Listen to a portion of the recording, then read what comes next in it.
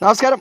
നമ്മളുടെ ഗണപതി വട്ടം ജി എന്തായാലും പേരൊക്കെ ജയിച്ചു കഴിഞ്ഞാൽ മാറ്റണം എന്നൊക്കെ പറഞ്ഞുകൊണ്ട് സുൽത്താൻ ബത്തേരിന്റെ പേര് ഗണപതി വട്ടമാക്കണം എന്നൊക്കെ പറഞ്ഞ നമ്മളുടെ സുരേന്ദ്രൻ ജി 8 നിലയിൽ പൊട്ടി വട്ടപൂജ്യമായി ഹാട്രിക് നേടിയത് നമ്മളെല്ലാവരും അറിഞ്ഞിട്ടുണ്ടാവും, മനസ്സിലാക്കിയിട്ടുണ്ടാവും അല്ലേ? അപ്പൊ നമ്മളുടെ സുരേന്ദ്രൻ ജി പുതിയ ഒരു പ്രസ്താവനയുമായി വന്നിട്ടുണ്ട്.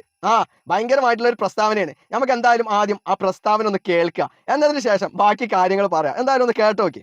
ഇനിയിപ്പോൾ അടുത്ത മുഖ്യമന്ത്രി സ്ഥാനാർത്ഥിയായിട്ട് ഒരു മുസ്ലിം മുഖ്യമന്ത്രി എന്നുള്ള ഏറ്റവും പ്രകോപനപരമായ ഒരു നിലപാടിലേക്ക് CPM പോകുമെന്നുള്ളതാണ് എൻ്റെ എപ്പോഴത്തെയും വിലയിരുത്തൽ. ഇപ്പോഴും അതുതന്നെയാണ് ഞാൻ വിലയിരുത്തുന്നത്.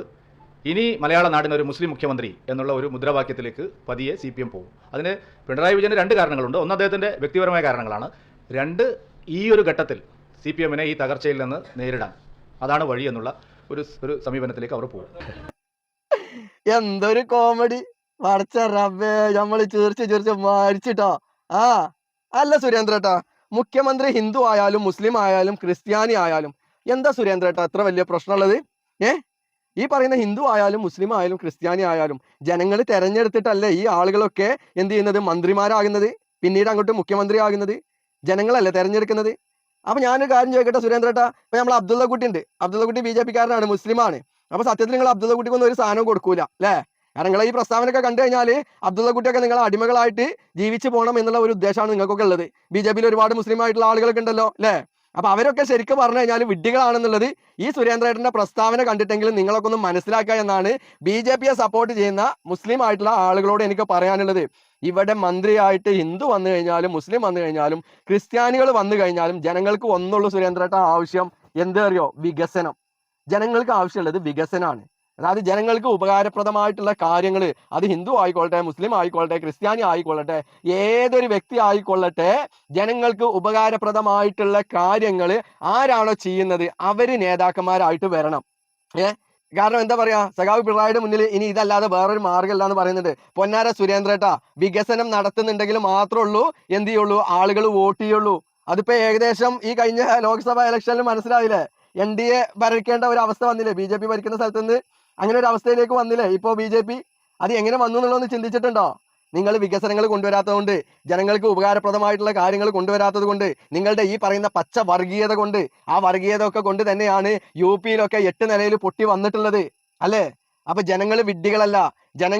ആളുകൾ എങ്ങനെയാണോ ജനങ്ങൾക്ക് വേണ്ടിയിട്ട് പ്രവർത്തിക്കുന്നത്, ആരാണോ ജനങ്ങൾക്ക് വേണ്ടിയിട്ട് സേവനം ചെയ്യുന്നത്, ആരാണോ ജനങ്ങളുടെ കൂടെ നിൽക്കുന്നത്, ആരാണോ ജനങ്ങൾക്ക് വേണ്ടി വികസന പ്രവർത്തനങ്ങൾ കൂടുതൽ മുൻകൈ കൊടുത്തുകൊണ്ട് ജനങ്ങൾക്ക് വേണ്ടിയിട്ട് ജീവിക്കുന്നത് ആരാണോ അവരെയാണ് ജനം തെരഞ്ഞെടുക്കുക.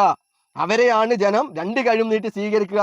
അത് അവന്റെ ജാതിയോ മതമോ രാഷ്ട്രീയമോ ഒന്നും നോക്കിയിട്ടല്ല, അവന്റെ പ്രവർത്തനങ്ങൾ നോക്കിയിട്ടാണ്. ഇടതുപക്ഷം ഇപ്പോൾ ഈ പോകുന്ന പോക്കിൽ ഇനി എത്ര വലിയ നേതാവിനെ നിർത്തി കഴിഞ്ഞു കഴിഞ്ഞാലും സംഭവിക്കാൻ പോകുന്നത് എന്താണ് എന്നുള്ളത് ഇടതുപക്ഷ ചിന്താഗതിയുള്ള ഒരുവിധം ആളുകൾക്കൊക്കെ അറിയാൻ കഴിയും. കാരണം അത്രക്കും നല്ല ഭരണമാണ് ഇപ്പോൾ നടന്നുകൊണ്ടിരിക്കുന്നത്.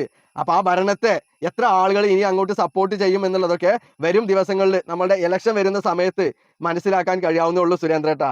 അല്ലാതെ ഇവിടെ ഹിന്ദു ആയാലും മുസ്ലിം ആയാലും ക്രിസ്ത്യാനി ആയാലും മനുഷ്യനായി ജനിച്ച ഒരാൾ മുഖ്യമന്ത്രിയായി നിൽക്കുന്നതിൽ ആർക്കും ഒരു എതിർപ്പില്ല. നിങ്ങളെപ്പോലെ ജനങ്ങളെ മതങ്ങളെ പേരിൽ നോക്കി കാണുന്ന കുറച്ച് ആളുകളുണ്ടല്ലോ, മതവർഗീയവാദികൾ, എന്നെ സുഡാപ്പിയാക്കുന്ന കുറച്ച് സംഘികളുണ്ട്.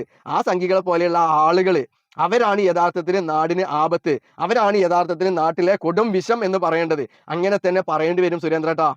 കാരണം നിങ്ങളൊക്കെ ചെയ്യുന്ന മതവർഗീയത, മതത്തിന്റെ പേരിൽ ജനങ്ങളെ തമ്മിൽ തല്ലിക്കുന്ന ഈ ഒരു പ്രവർത്തികൾ ഉണ്ടല്ലോ, ഇതൊക്കെ കൊണ്ട് തന്നെയാണ് സുരേന്ദ്രേട്ടാ നിങ്ങളൊക്കെ 8 നിലയിൽ പൊട്ടുന്നതും എന്ത് ചെയ്യുന്നത്, ഗണപതി വട്ടം പോലെ വട്ടമായി കൊണ്ട് നിങ്ങൾ എന്ത് ചെയ്യുന്നത്, വട്ടപൂജത്തിൽ ഇപ്പോഴും നിൽക്കുന്നത് എന്ന് മാത്രമാണ് സുരേന്ദ്രേട്ടാ പറയാനുള്ളത്.